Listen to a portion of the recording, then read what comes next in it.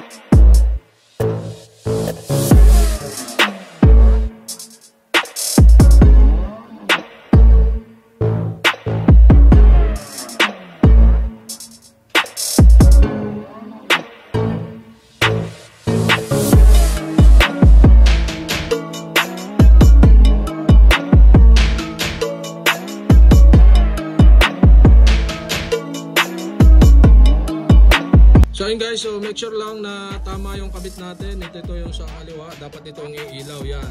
May kulay naman siya, black, yan. Sort natin sa black, tapos ito, yung dito sa green. Dito naman puti, sa kabila puti at saka black. So ito dito sa may green. Kung saan nyo tinanggal, doon nyo rin ikabit. Yan guys, so nailaw na. Yan, dito na connect. Ibig sabihin tama. Tama siya. So ito namang kabila. So ilalagay din natin dito. So ito puti sa puti. Kung saan nyo lang kinalas, doon nyo rin ikakabit. Yan. Yan. So placer naman natin sa kaliwa. Yan. So ibig sabihin tama ang kabit natin. Placer natin sa kanan. Yan. Okay, good. So ito guys, kabitan naman natin ng ilaw. Yan. Dito lang siya. Ito. So hindi naman siya papasok pagka hindi naman siya talaga doon para doon, yan. Tapos uyunin na natin. Ayan. Tapos lagay na natin yung ilaw.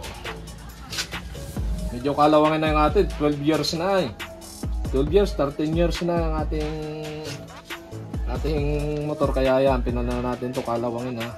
Ayan. Good na siya. Okay na.